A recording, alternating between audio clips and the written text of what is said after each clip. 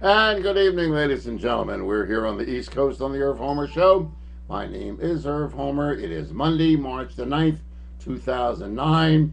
We do this program Monday, Wednesday, and Friday nights at 8 o'clock. That's daylight saving time now. And I hope everyone caught up on that hours of sleep that they missed. Fortunately, the virus or whatever it was that attacked me is pretty well out to sea by now. And also Ron and other folks that I know are still suffering from it, but this too shall pass. We hope that you are feeling well and in good health. And we do this program from irvhomer.com, and we invite you to check the website that is kept up to date by RGH Computer Services. And my website is www.irvhomer.com. And my email is evilirv@irvhomer.com. And I must say that I've received a tremendous amount of email and very little critical mail for some reason or other. I thought that apparently I must be saying something that has a lot of merit to it and a lot of common sense to it. And I do pride myself as having common sense in going through life. And as you get older and you get more experience, you know where you make mistakes and where you shouldn't make mistakes. But we do have a chat room where you can jump on board if you so desire. We also have a telephone number that you can call, and that is 215 253 8877. 215 253 8877. And you can avail yourself of both areas to communicate with yours truly, Irv Homer. I've had the occasion to review my portfolio, and I don't want to get too personally involved in what my position is, either financially or socially. I think there's a certain amount of privacy that we're all entitled to, but I had an occasion to review my own personal finances and my own personal social life, and looking and placing priorities, ignoring the trend and the news that is going on, and thought to myself that in my discussion today with one of my financial advisors, it was necessary for me, and I don't know how you folks feel, to go back to I don't care what is happening in the world. Not that I don't care, I'm not concerned, but I want to discuss me, my portfolio, what my future is going to be financially, and what you are going to do to protect my investments, my future, my real estate. And I know it may sound self gratifying, but I can't change the world, and neither can you. We can to a certain degree. But what is more important is to take a look at self evaluation and say, where do I fit into this whole perspective of what the hell is going on? And it's often interesting that we can solve the problems of the entire world, but when it comes to reflecting on ourselves, it's a little different. And so tonight's program will be dedicated mostly for your survival and your loved one's survival, your family's survival, your community survival. And if the world goes that way, it doesn't necessarily mean that you have to go that way too. And I suppose in my life, I've been what is known as a curmudgeon. And constantly have had people say to me, both in the legal profession, in the religious profession, if you call religion professional, well, you can't do that. And my answer has always been, why? Well, it's not done. And I would say, well, I don't care whether it's been done by other people. I want to know, can I do it? And since I pay you to represent me with my attorneys, is it legal? Well, yes. But I've never done it. I said, well, do it. And so sometimes, ladies and gentlemen, it's necessary to swim upstream, to do things that the normal people don't do, or what is, quote, acceptable. And one of the cases that I found interesting is this case in Brazil, which you may be familiar with and may not be familiar with. But a 9-year-old child got impregnated by her stepfather and was pregnant with twins, 9 years old. The stepfather has been arrested, and I don't know what his legal status is right now, but the child's mother and the 2 doctors that were involved in treating this 9-year-old child, who was pregnant with twins by her stepfather, was questioned and excommunicated from the Roman Catholic Church because the mother and the 2 doctors agreed to an abortion, and the twins were aborted. And the big threat of being excommunicated. And when I was asked by a reporter, because I constantly ask during the day from reporters from around the country that I've built up a correspondence with over the years in the business, I said to one, "So what?" And he said, "Well, what do you mean, so what? They were excommunicated." I said, "So what?"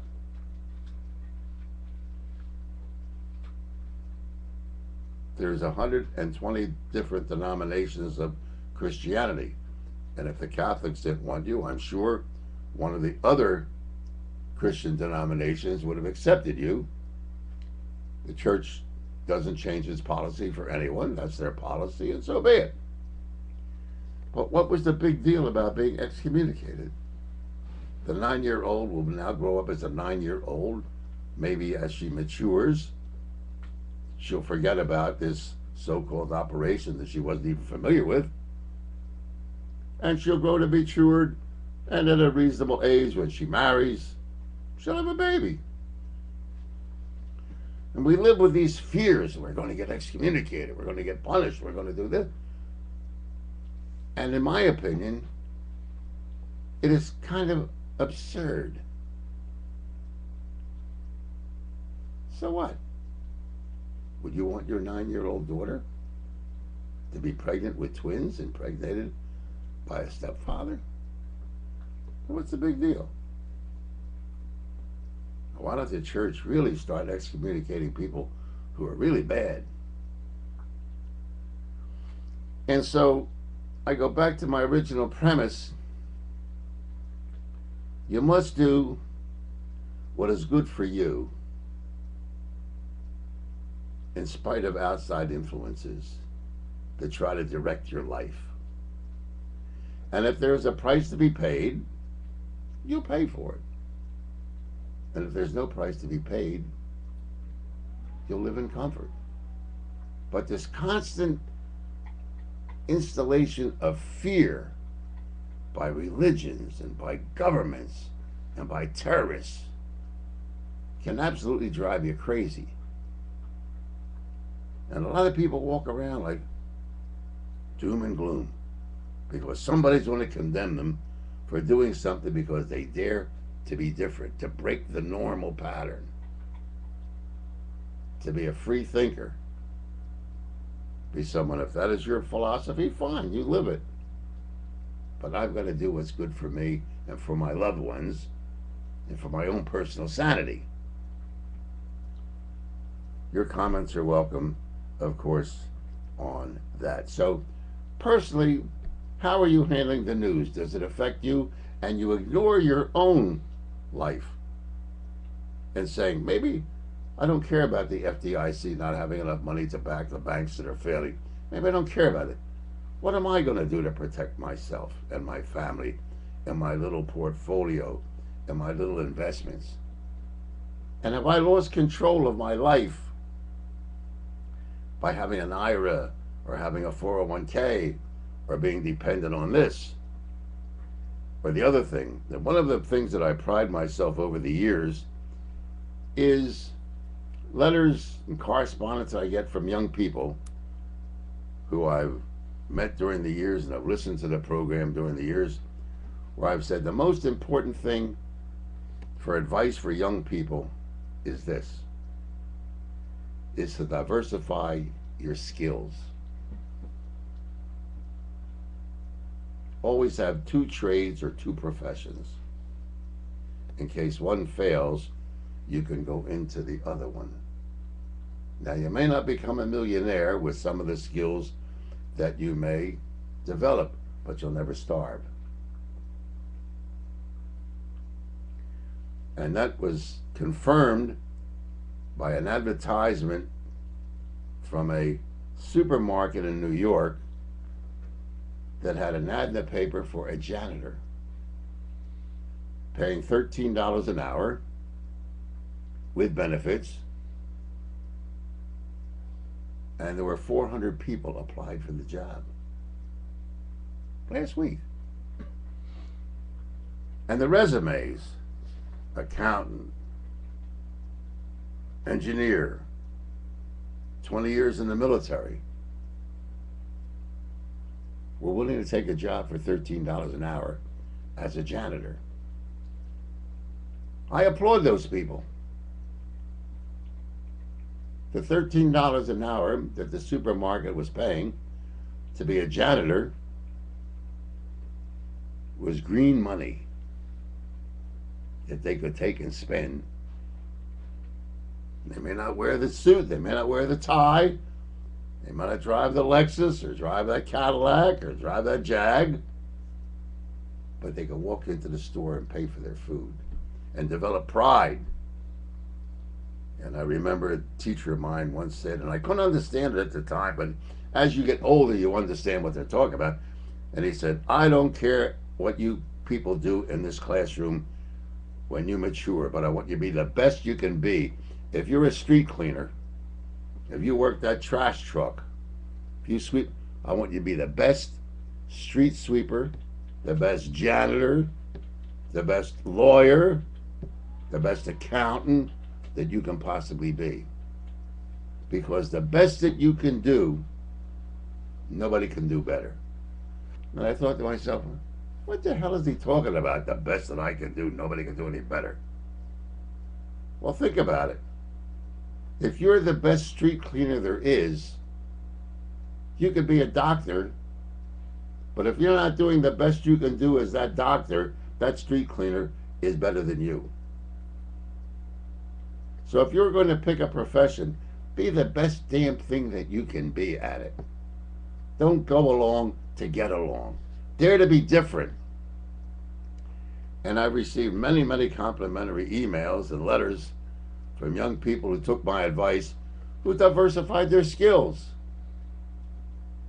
And there are many in the professions that I'm criticized, but on one hand I said, listen, there are many doctors who are also lawyers.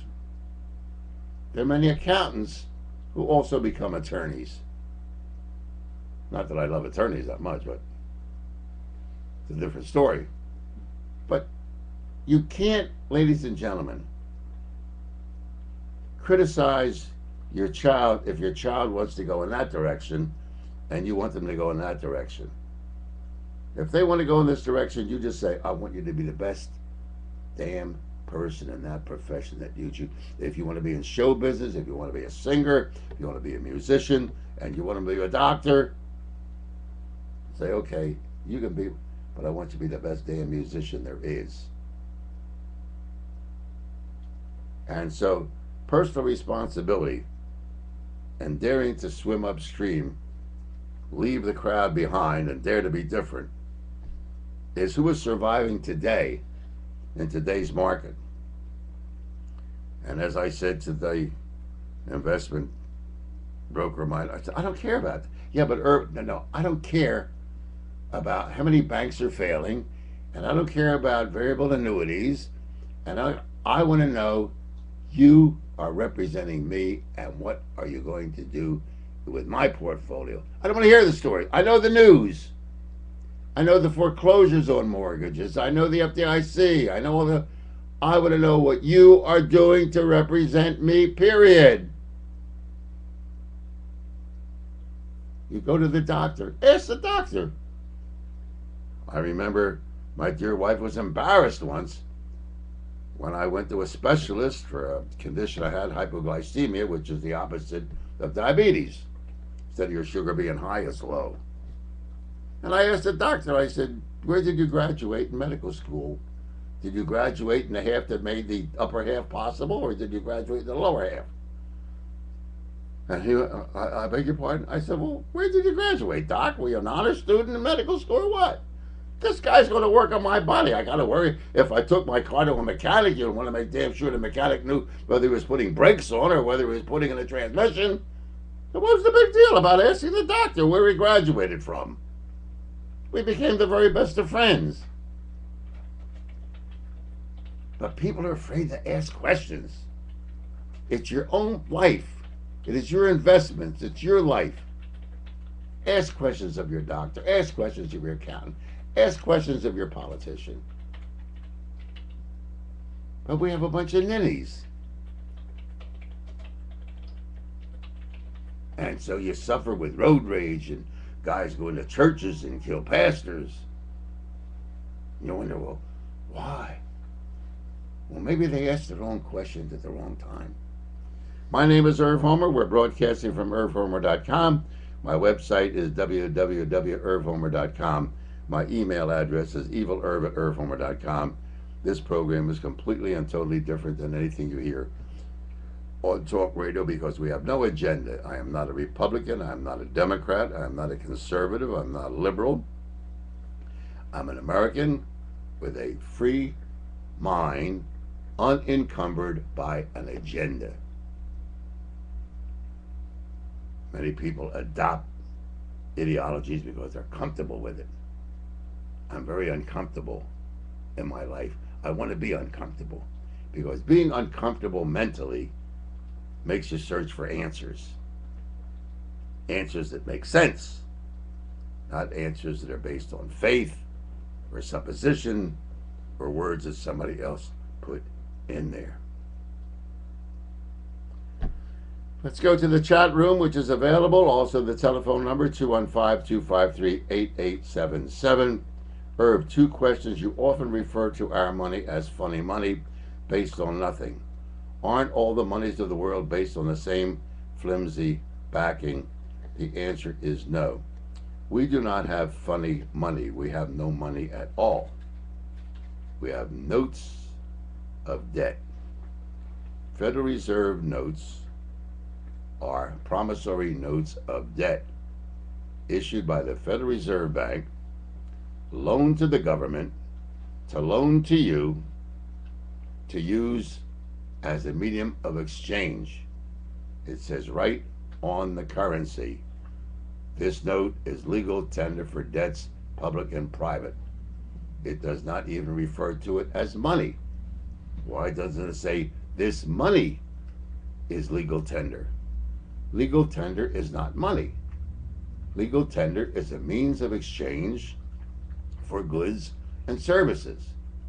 And so Federal Reserve notes of the United States are promissory notes that people will accept in lieu of money.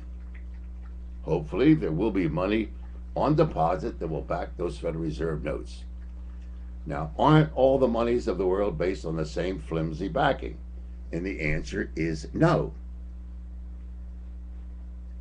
Most countries' currency is backed by the government that creates it. There is no Bank of England that produces money and then loans it to England. England's Bank of England is England's bank. It is the people's money. It's the people's bank. Bank of Germany is backed by the faith of the United States government, not a private bank. Russia has a gold-backed currency.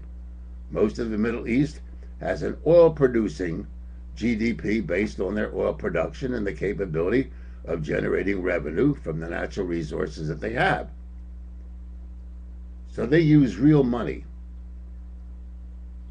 And one of the things that you have to realize, and I'll make international trade simple, is that when we give foreign aid to countries,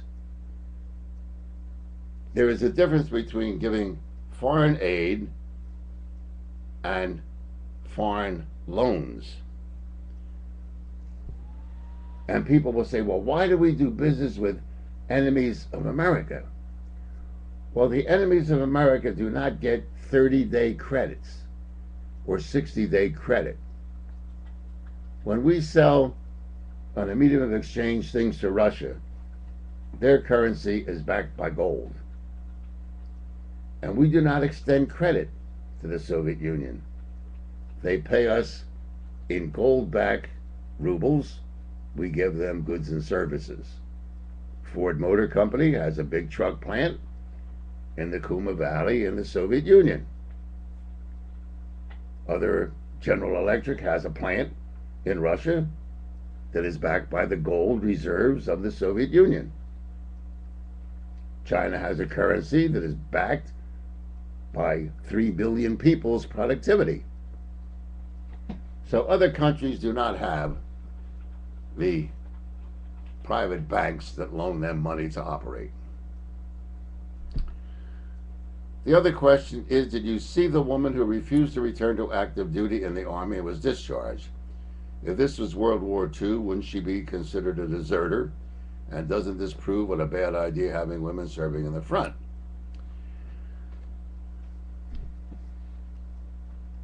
If this was World War II, she wouldn't have been in the military as a woman with children. The women's movement was a great idea, but with it goes a responsibility that if you have children, you go anyway. That's what you've got today. The second thing is, we're not at war. So how are you going to charge somebody with desertion when they're not in a war? Can it be treasonous? Can it be desertion? The complexity and the stupidity of getting involved in, quote, police actions and United Nations actions creates a legal problem for the legal profession. Women must take the responsibility, if they want to go into combat, that they will desert their children, have grandmom and grandpop raise them, or the husband stays home and raises them. And if she gets killed in combat, in a combat zone, she's dead. And so the kids don't have a mommy.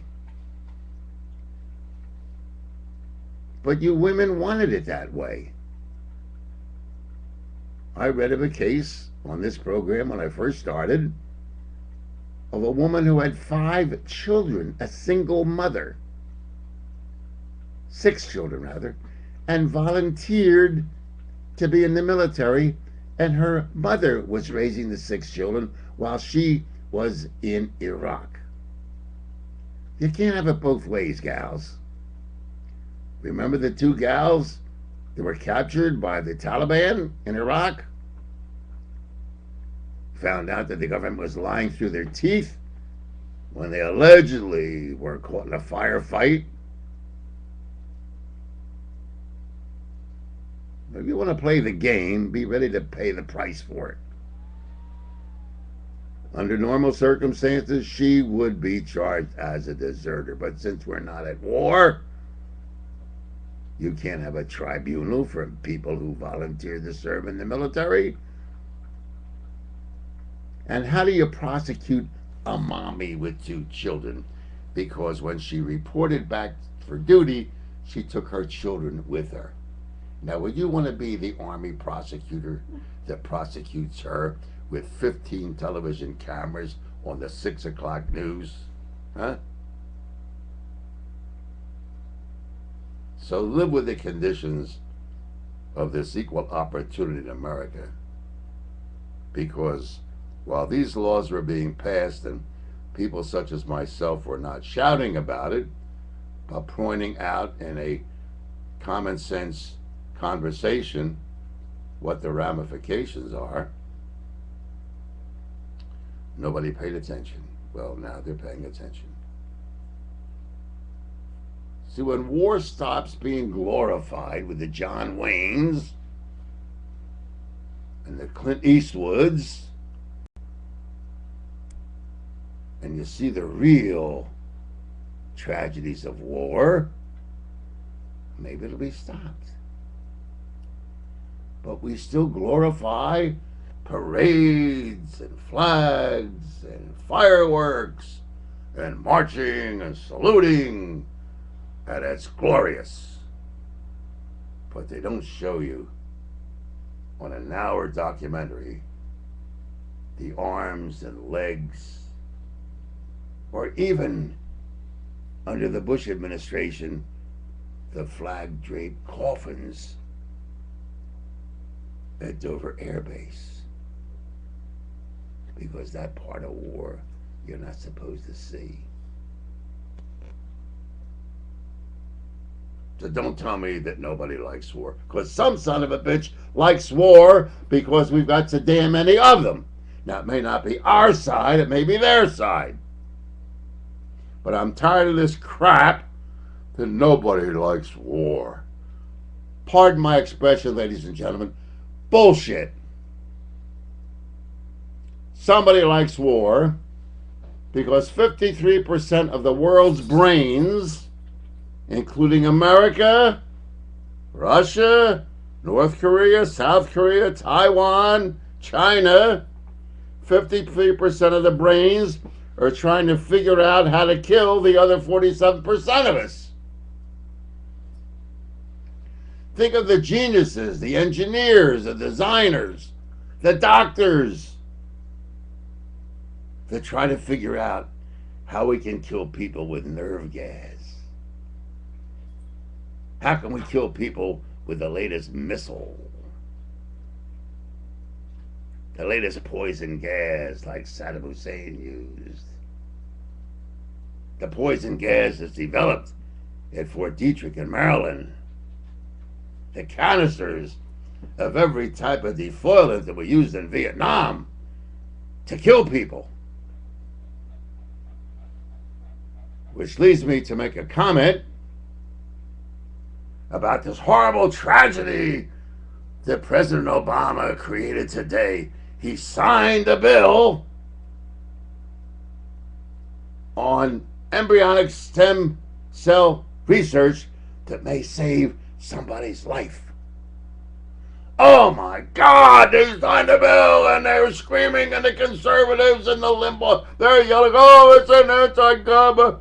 Not one stinking comment has ever been made on the billions of dollars that humanity has spent on how to kill people. But look at the stink about a medical procedure that is under question, that our tax dollars should not be spent on embryonic stem research because we're killing an embryo. But we can kill that embryo when it becomes 18 and send its ass to Afghanistan or to Iraq. That's all right. We may be killing an Einstein, but we also may be killing a Hitler. And I made a suggestion today, not on my commercial program because it's a different type of program altogether. If you're against stem cell research or embryonic stem research in which the government, we the taxpayers, will spend money to help those that are already living with Alzheimer's disease or muscular dystrophy or multiple sclerosis or some of the other diseases, then you should be forced, before you get medical attention, to sign a statement that you are opposed to any type of stem cell research, whether it be embryonic or whether it be adult. And so that if they do come up with a cure by using embryonic cell research, you can't get it done and use it. You must die of whatever malady or disease that you contract because you were against the research to save your life. And we'll see how many people who are outraged right now about the bill that President Obama signed today.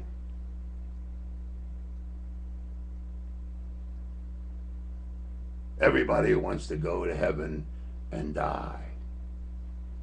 So that's why when your little religious ass gets sick, you try to get the best damn doctor to save it, because although you want to go to heaven, you're just not in a rush to get there, are you? So as the good book says, the first thing you must do is to be true to yourself. Yes, I may be against stem cell research. I know it's immoral. But baby, if I get sick with Alzheimer's disease and some embryonic stem cell can make me and bring my sanity back again, or my loved one's sanity back again, I don't give a damn where that stem cell came from. It's not a living organism, but it's not a human being yet. Excuse me. Then use it. I say whatever there is that's medically applicable to me to keep me alive, you use.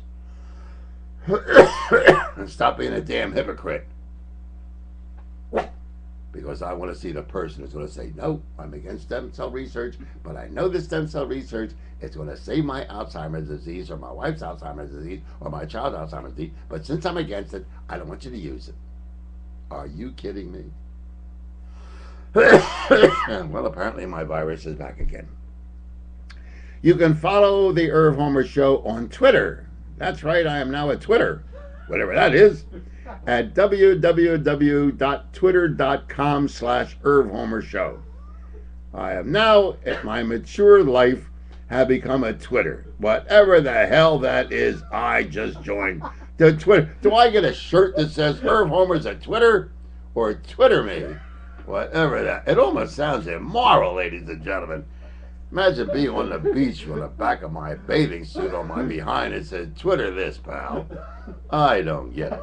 Anyway, you can follow the Irv Homer Show on Twitter at www.twitter.com/Irv Homer Show. Thank you, Ron, for twittering me.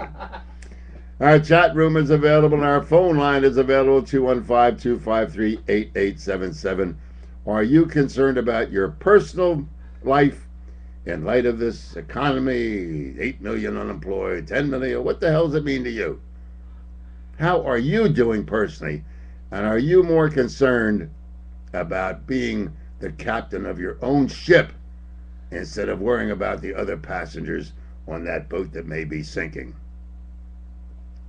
And if the economy is sinking, are you capable of being the captain of your own financial vessel and your family's vessel? And what is going to... I know it may sound selfish and it may sound self-serving, but baby, ain't nobody going to look out for you except yourself. You can run the church, you can pray.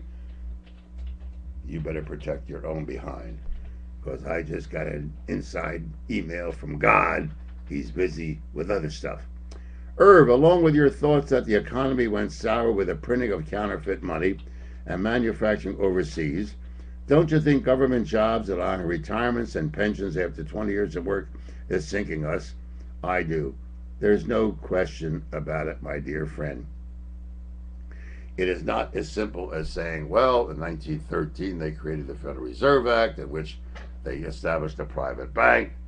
They established a personal income tax, which is a confiscation of your money, and the beginning of endowments and removing billions of dollars from circulation, putting in these non-taxable ventures, which leads into a constantly supporting programs over the years that require slave labor to support capitalism, or whatever this system of finance that we have in America today, or allegedly had, because capitalism was coined by two communists, not by capitalists. It was Marx and Engels and Lenin who conceived of a thing called capitalism, which many people don't know. They think that some genius, Rockefeller or Stotesbury or DuPont, somebody came up with the word capitalism. It was an idea that was conceived by communists. But that's too much thinking for the average boobus. And when you realize that government jobs, at one time, people were the servant of the people. Now we are the servants of government. And people will go along with the things that government will give you.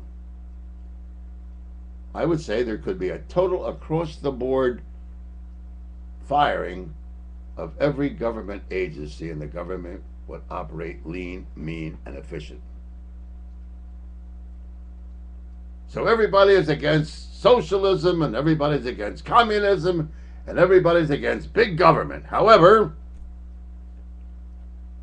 given the opportunity to work for government, you know damn right well that people love to work for government to get the pensions, to get the retirement, to get the benefits. But they're against big government. So you find families, and this is without criticism of police or firemen or anybody else. I don't want people to think that this is a condemnation of anybody. But you see 3 and 4 members of one family, all police officers. Unfortunately, you see it at the tragedy of the killing of a police officer. The grandfather was a police officer, the father's a police officer, there's 2 brothers in the police department. Well, if working for big government is so bad, why would you want to work for the government as a policeman or a fireman or a pencil pusher or in politics? Why the hell would lawyers with a law degree want to work for the government? Because of the benefits. And even after they lose an election, those benefits continue. So this crap, ladies and gentlemen, about we love capitalism and we love individuality and we love the private sector, we love competition, has been crap delivered to you on a silver platter. Because people love government. They love to work for the government. They love the benefits. And although we hear from conservatives and liberals that we love the size of reduced government, and this idiot Hannity, who is the biggest moron that ever hit the airwaves, who is so against big government, has never once said what part of government he would like to see eliminated. American people are so brainwashed by these idiots on radio today. Boggles my mind. Now, if you want to stop big government, Mr. Limbaugh, Mr. Hannity, Mr. Gallagher, Mr. Medved, one way to do it. One way to do it. Tell you how to do it. The combined listening audience of, say, Limbaugh, Hannity, and then aforementioned conservatives who are against big government. What do you think would happen if Limbaugh got on the air tomorrow, or Hannity got on the air tomorrow and say, ladies and gentlemen, we've got to eliminate big government and we don't know how to do it. Obama promised to have a change, and Bush was against big government, and Reagan was against big government. Well, I've got the perfect way to stop big government. April Fool's Day, April the 15th, will be coming up in about a month. Today's March the 9th. Well, about April the 15th, which is the real April Fool's Day, not April the 1st. None of my listeners, 20 million listeners, of the man with the golden microphone. I don't want any of you to file your taxes. We're going to stop big government under the Obama administration. We're going to stop the stimulus package. We're going to stop the TARP. We're going to stop everything. My 20 million dear listener ditto heads, do not file your taxes on April the 15th, and we'll reduce the size of government. Won't we, fellow Americans, fellow ditto heads, fellow brave Americans? But he won't do that because he don't want to have his little ass in jail. So he will snocker you, ditto head, tell you how big government is, but he'll have 6 and 7 accountants making sure that his ass doesn't go to jail because of any IRS violation, while he's telling you, Boobus America, how big government is and we've got to reduce the size. If you don't feed the beast, ladies and gentlemen, the beast will die. Well, why don't Limbaugh stop feeding the beast with the amount of taxes that he pays? Or Hannity stop feeding the beast with the amount of taxes that he pays? Or Gallagher, or Medved. If you're so anti-big government, then why would you feed the damn beast that's eating up your money? Because you're all damn cowards, leading a bunch of knuckleheads. Limbaugh's right, we got too many big government. But you will march like little sheep on April Fool's Day, and you'll see the idiots, ladies and gentlemen, lining up outside the post office before 12 o'clock midnight on April the 15th, making sure that that's postmarked before the end of April 15th. That's how opposed to big government you are, Mr. Phony Broadcaster. And the people who have fought the income tax, who have fought big government, who have fought oppressive taxation, went to jail for you, Mr. Limbaugh, so you could sit on the air telling your brave ditto heads about big government.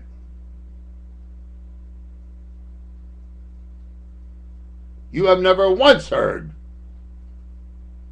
from any of these windbags about the abuses that the IRS will pull on you if you're a coward and let them do it. Only dopey me for my entire broadcast career took on the IRS. Mr. Brave Ditto Head. If you want to prove to me that you're a real American, you want to reduce the size of government, don't feed the beast April 15th. Can they put 20 million people in jail, Mr. Limbaugh? Mr. Hannity, can they put 15 or 10 million people in jail? You can stop the beast. You can stop big government as long as you don't feed it. I'm merely pointing out to you, ladies and gentlemen, the hypocrisy of these windbags that are on the air today. As long as they don't place their personal lives in jeopardy, where they can snocker you suckers and snocker their sponsors, they'll rile you up beyond belief. But they will never do anything that will place themselves in jeopardy unless they have a bad back and take OxyContin. Oh, excuse me, I'm getting into an area that you shouldn't get into. I'm Irv Homer, is who I am. But you'll bitch about big government, but you'll line up on April the Fool's Day, on April 15th, and you'll file that return, and you'll pray that they don't audit you. You'll pray. You get that letter from the IRS. Oh my God, I gotta call my accountant. And then you yell at the accountant. The accountant can only do the paperwork that you gave him.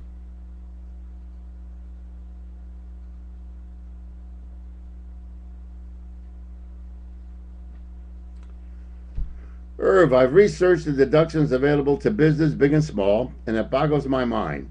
I knew wages and employee expenses were deductible, but wonder if that includes the massive compensation paid to the CEOs of the failing institutions and companies that have taken manufacturing overseas. Well, the compensation that the CEOs receive depends on how they receive them. If they receive them as stock options or delayed income, as I did with one of my contracts, I did not want to pay the upfront taxes because it would have been too much. So I had a proportion of my income paid over a period of the life of the contract. So there are many areas, not loopholes, but are built into the IRS code where you can sustain your income and project it over a period of time. Also take it in stock options, and those things I don't think are taxable.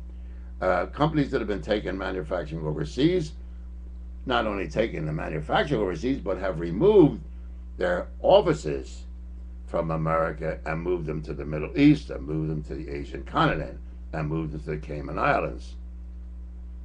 And so we lose a lot of tax revenue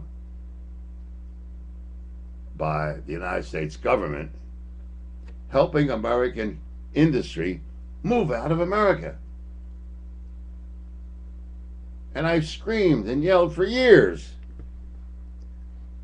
Why would the government want General Motors to build a plant in South Korea or Mexico? I've read to you information that I got from a company that I have shares in who moved to Mexico, and the advantage that Mexico gives us as a stockholder with a low tax that is paid in Mexico. I don't care if they got drug wars going on down there. I receive a very lucrative return on my investment. Giving Mexicans jobs. Sponsored by the United States government, by your government. But Boobas America never listened to Irv Homer and people such as myself that are on there. We were eliminated from commercial radio because we dare to tell you the truth. When we lost the manufacturing base in America, we don't have a clothing industry in America anymore.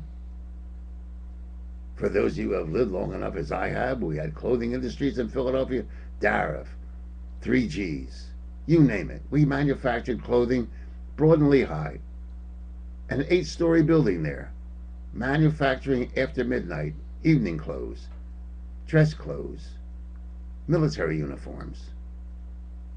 We had Stetson Hat Company. We had Philco Ford making radios, television sets, refrigerators.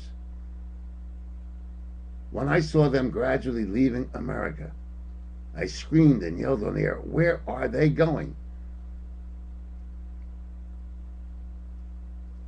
The one bar that I had on Lehigh Avenue, I won't mention the name of the guy because his son got in a lot of trouble with the gal from the nightclub in Lillian Reese. That's another story. But the father, I'll tell you, Berkery's father, for those of you who are old enough to remember, Tommy Berkery, who's still alive today, I think he's in his 70s. His dad was a hosiery machine engineer. And I'm going back many years ago when I first became aware of the fact that American industry was leaving America.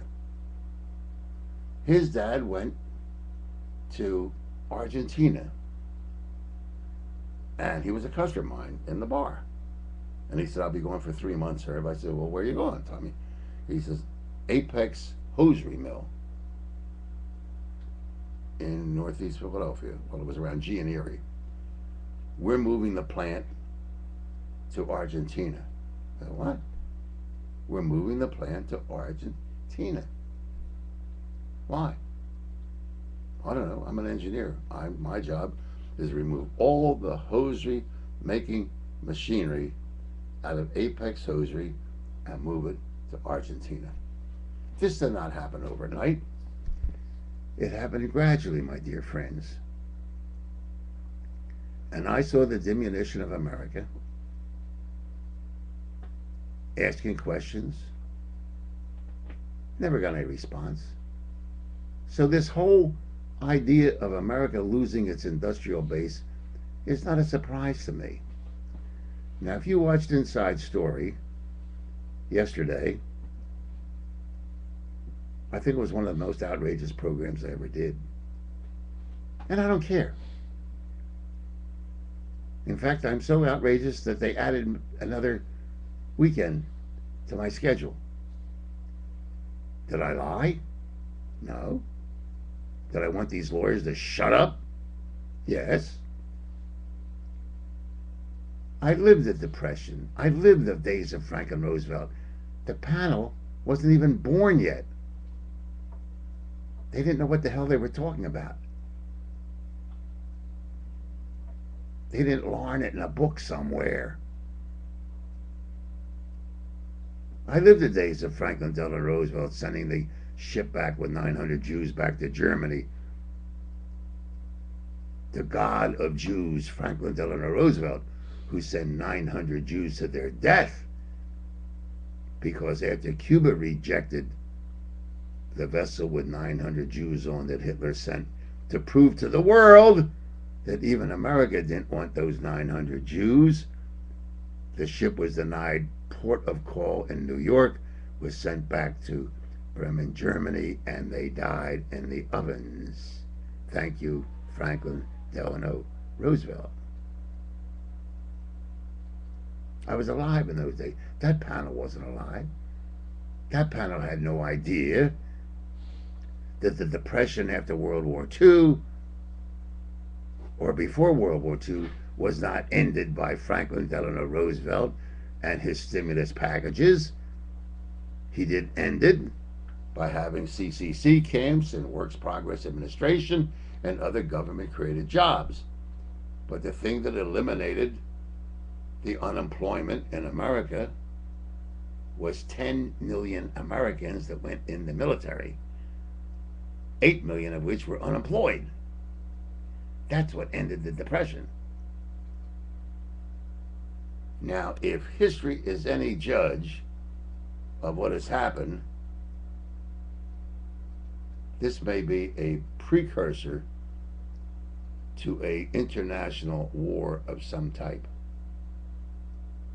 I suggest you read one of the books that I tell you not to read, called The Feasibility of War and Peace, a report from Iron Mountain. The book is called The Report from Iron Mountain, The Feasibility of War and Peace. And if the situation does not improve in America with the stimulus package, I had mentioned two things can happen. One, they'll probably have a bank holiday in April, after April 15th, after your taxes are paid. They then will have a bank holiday in which the banks will close probably for 2 weeks or maybe a month, and the president will invoke the Federal Emergency Management Act, and they will suspend buying, selling, and trading on the stock market for maybe 2 or 3 weeks. But there's also a possibility of a major war, and this will be a religious war between Christians and Muslims. The Jews are an infinitesimally small part, because Israel is the little Satan and America is the big Satan. And America is under attack. Right now it's not a military attack, but the more America proclaims that it's a Christian nation, the more the Muslim world, with Ahmadinejad, wants to crush the big Satan, and that's America, a country who boasts of its Christian heritage. So these are the things that I see in the future happening. There is no way that the stimulus package, there's no way that pumping money into this economy, there is no way that this is going to end this avalanche, this big snowball that is going.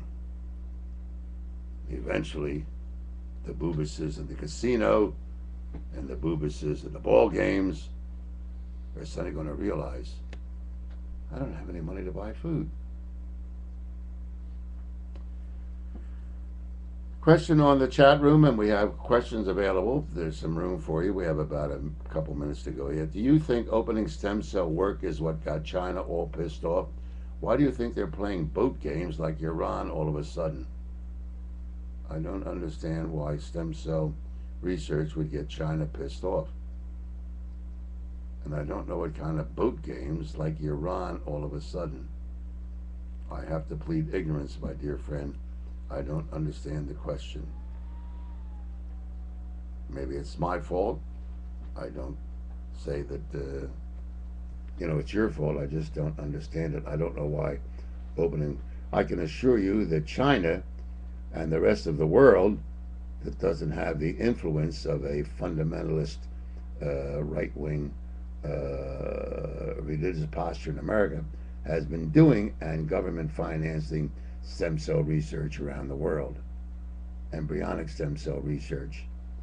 And government has subsidized those programs. And they just are more, although they proclaim to be religious or not. There is a clash, ladies and gentlemen, between religion and science. They try to deny it, but there is a clash. Religion has, the one thing that makes people, and even myself, believe in this supreme being. Because man cannot, in all of his genius, cannot manufacture blood. You ever think of it? Oh, you're going to have transfusions and platelets and all that kind of stuff.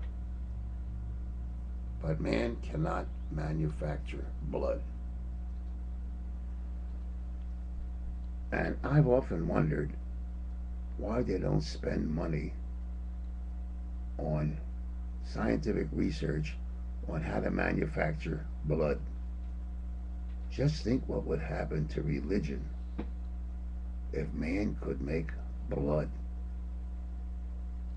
It's the only thing and one of the few things that man can do. I'm Irv Homer, is who I am. We're back at the old stand. Hopefully we will remain healthy to bring you more and more information, a different perspective of life. Once again, thank you so much for your email, and thank you for cooperating, and tell your friends about the program. I enjoy doing it. I basically do it for myself. And if you enjoy tuning in, you're more than welcome. Once again, we're broadcasting from irvhomer.com. My website is www.irvhomer.com. Email address is evilirv@irvhomer.com. And RGH Computer Services for all your computer problems. Give them a call at 215-322-8685, 215-322-8685. Tomorrow night at 8 o'clock will be the tech program, the Ron Tech program. Ron Tech Show. The Ron Tech Show, taking your questions on computer problems and any computer information that you need. Please feel free to give him a buzz and tune in. That program is starting to grow. Once again, you can follow the Irv Homer Show on Twitter at www.twitter.com/Irv Homer Show. I'm Irv Homer. Have a good night. Thanks for tuning in. Tell your friends about it. They may learn something. We learn from each other. I'll see you.